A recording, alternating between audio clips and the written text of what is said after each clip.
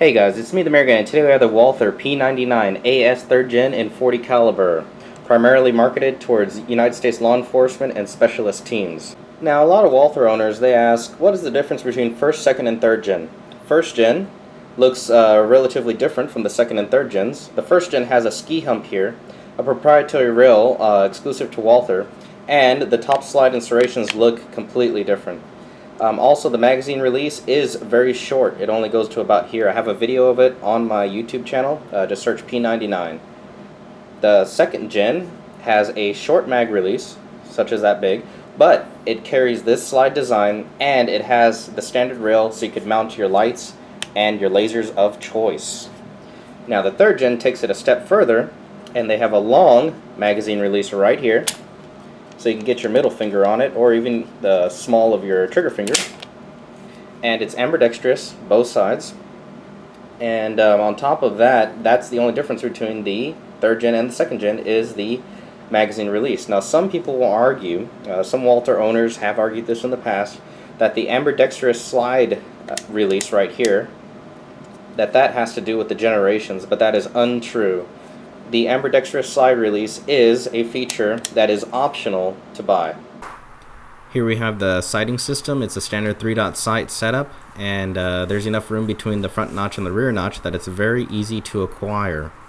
Now, with a pistol light on, as you see here, you can actually still acquire the sights pretty easily. This is a lower light setting, but it works perfectly fine.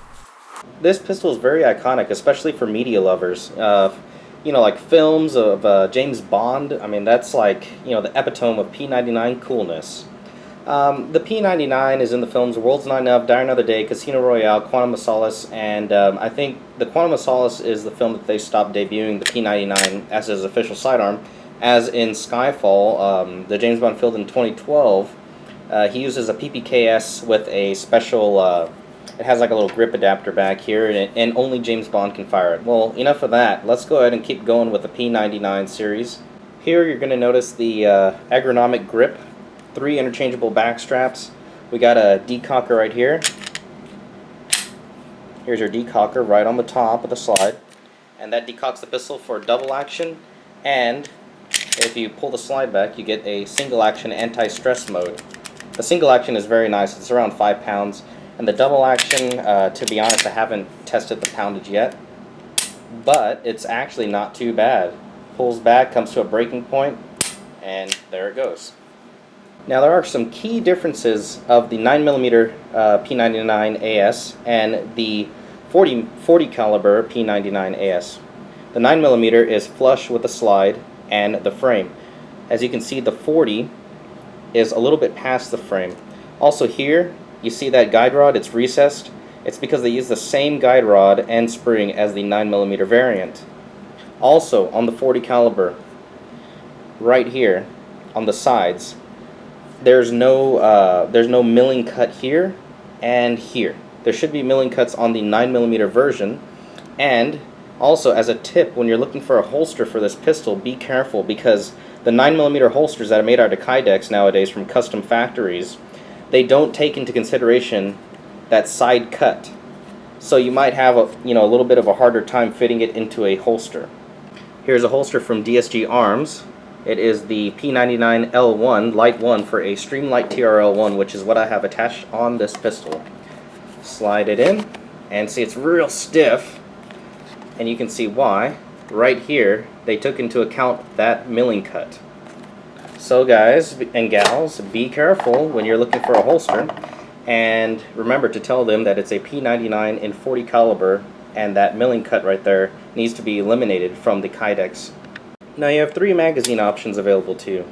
Here's a 12 rounder 40 cal mag, and then there is a 14 rounder PPQ mag. Now, right here we see that PPQ mag. It has like a little extended base plate, and it holds 14 rounds. Now, there is a little bit of an issue with that mag, in my opinion, that I'll be touching on later. Now, the 12 rounder is just the standard mag, and this is a P99 40 caliber mag. This is a PPQ mag, but it's a PPQ M1. The PPQ M1 mags have the cutout that is required for the ambidextrous magazine safety. put it in, and it fits. Now, this is what I'm talking about right here. Trying to get this on camera. There's a huge gap right there between the lip of the magazine and the feeding ramp. Now see, to be honest, I've tried it already with this magazine and with Full Metal Jacket, and I didn't have a problem. But here's a standard magazine, and the lip comes right there flush to the feed ramp. Now the 10-rounder magazines, I don't have one for testing, to show you what it looks like, but it mainly looks like a 12-rounder just with a little piece of plastic added on as a block. It blocks how many rounds go inside of the magazine, and the magazine is a little bit shorter, so you cannot convert them over to 12-rounders. Now the P99 has been used by European police forces for a very long time now, actually. Since the early 2000s, and the third generation is a very nice double action, single action pistol. Now, the P99 in the European world over there, it's being replaced by the PPQ, which is it's kind of like a single action, kind of like a Glock action. I call it a single and a half action. But it's the PPQ is supposed to be a little bit more ergonomic. It has a better feeling grip. It's more of a tougher sandpaper grip.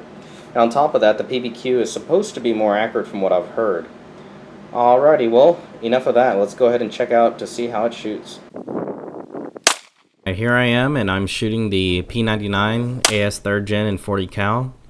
I was taking my time, a little bit of slow shooting, and accuracy is actually pretty nice. I was pretty surprised. The anti-stress trigger really lends well to the platform. And recoil is not that bad at all.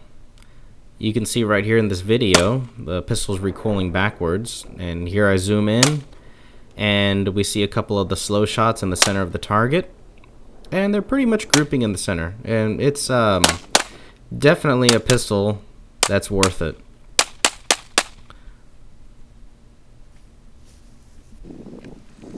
Over here I demonstrate the ability for the P99 to take the PPQ mag, the PPQ M1.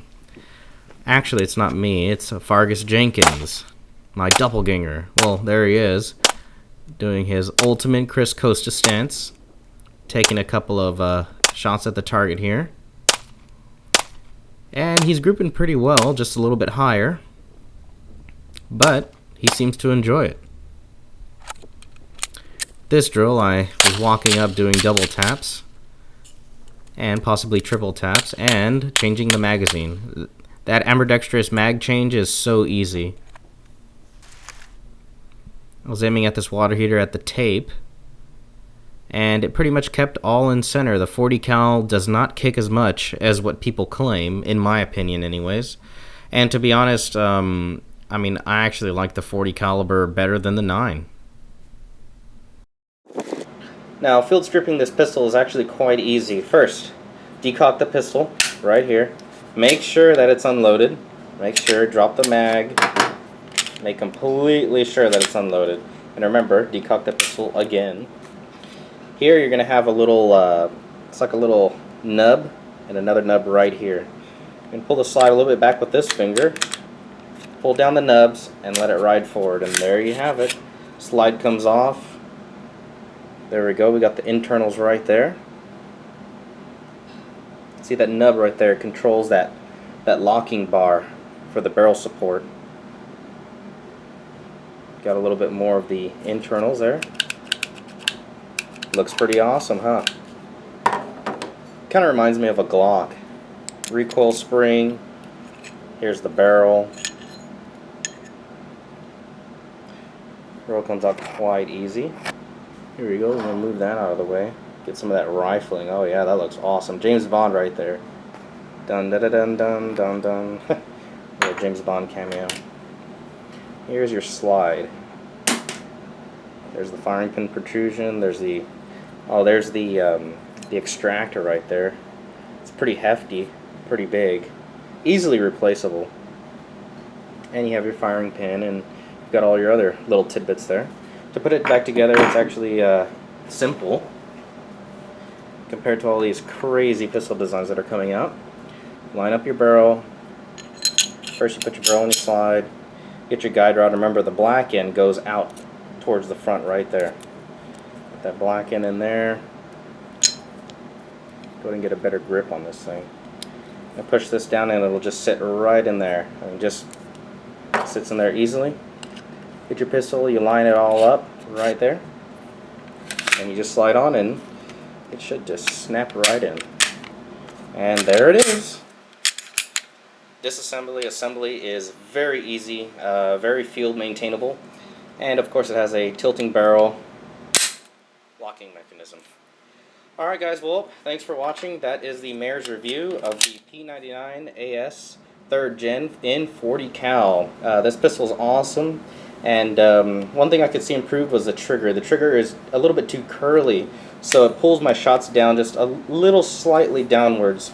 With practice you can definitely overcome that. And it's been a solid, accurate shooter and totally reliable with anything I put inside of it. Alright guys, well, thanks for watching, and leave a comment in the comment box below. You know, remember to like these videos, subscribe, definitely subscribe guys. And I'm over here actually. I review this stuff, so you don't have to. Believe me guys, the Walther P99 series is a very solid single and double action polymer striker fired pistol. Alright guys, well, that's the Mayor. Thanks for watching.